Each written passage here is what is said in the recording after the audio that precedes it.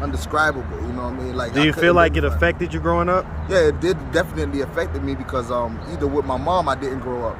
I was in foster homes from the age of, I think, 6 or 7.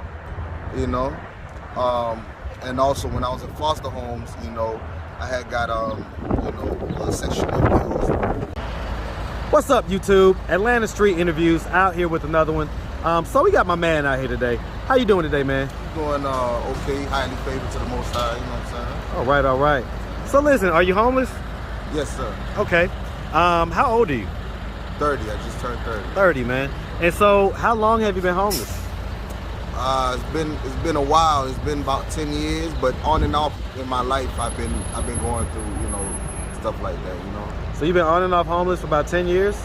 Yeah. So let me ask, so, you know, when you say on and off, when you have a roof over your head, a shelter.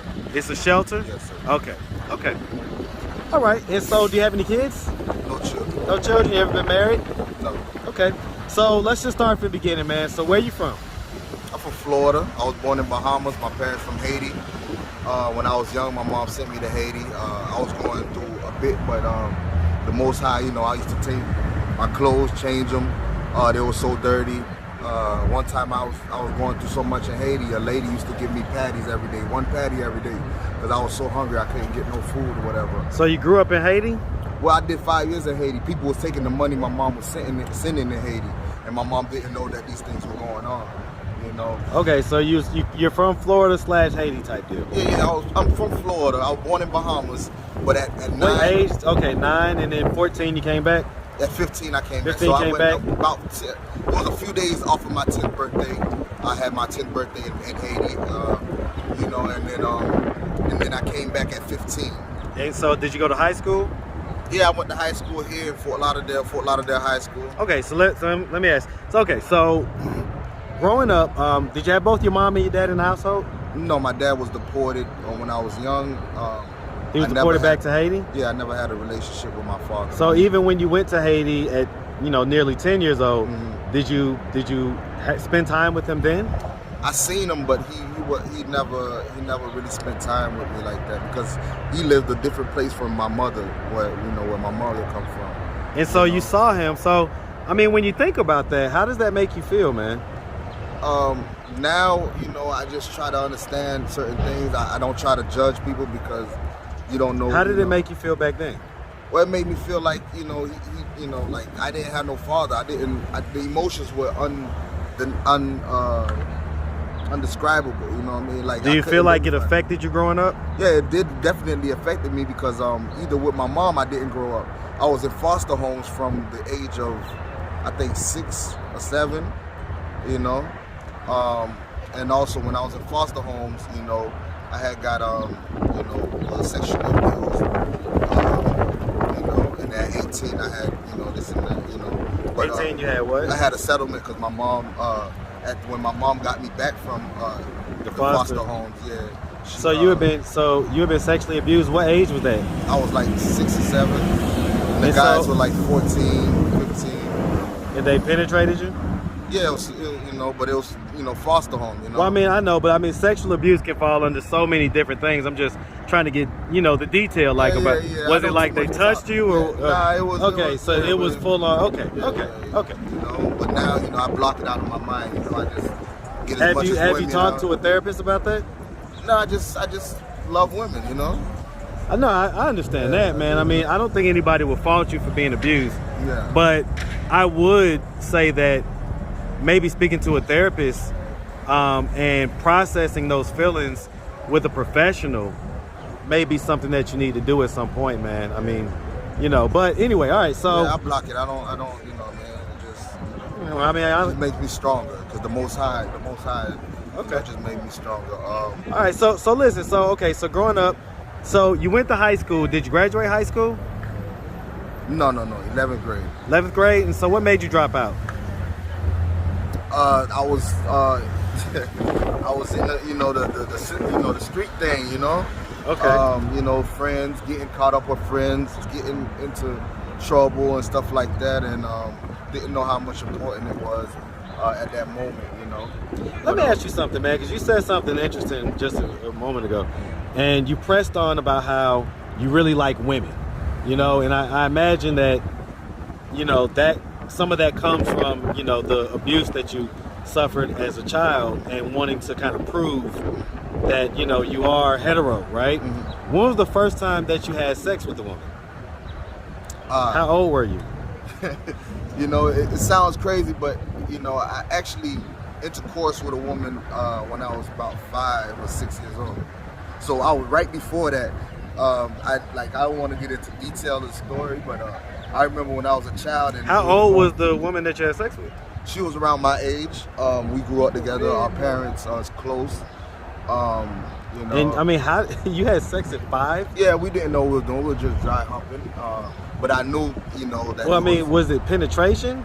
No, or was it just dry humping? Okay. Do penetration, okay, yeah, I know? mean, well, that's what I'm trying to figure out. So that's not quite sex. Yeah. No, but it helped me because at the time know that you like girls. Exactly. Not only that, when this was happening, you know, I remember I was a child and I was trying to figure out. I said, in my mind as a child, I was thinking, I was like, don't it go this way? Like, aren't we supposed to, you know? And it's crazy because if these dudes actually see this, you know, I'm forgiving. I forgive you know, I forgive them.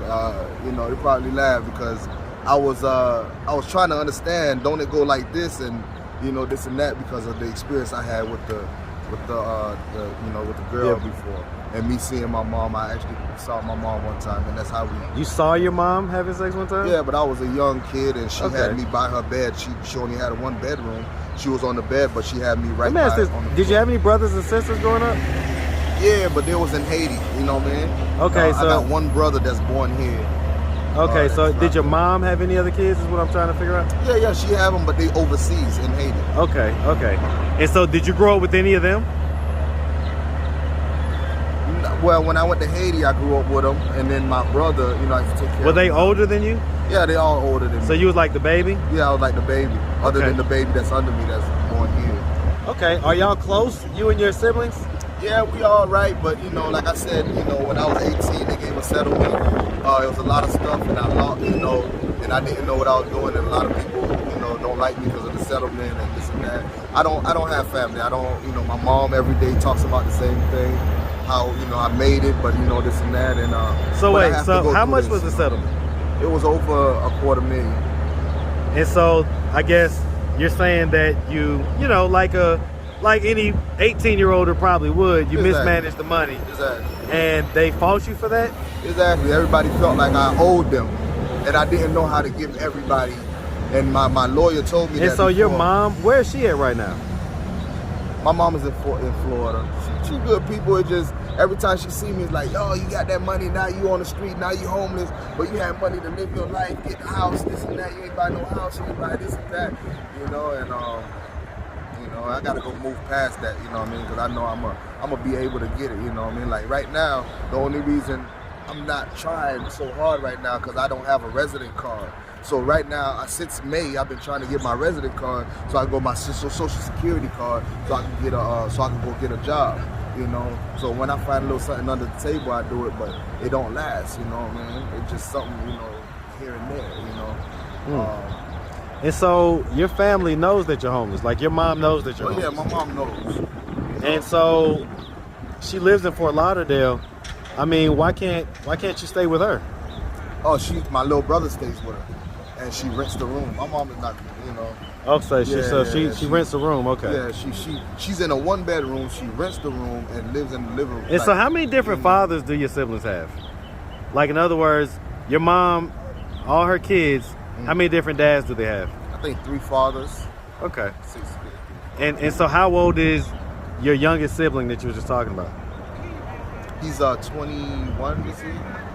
And you say he lives with your mom? He lives with my mom. He's going to college, you know. He's doing those things that I should have did when I was, you know, he's going to college, and he's going to be a nurse, hopefully a doctor, you know, if you want to take it that far, go get them doctorate. Okay. All right, man. And so you said that you have no kids? No children. Okay. And never been married? Never been married. All right. So let me ask this, man. So, you know, what do you want your life to look like 20 years from now?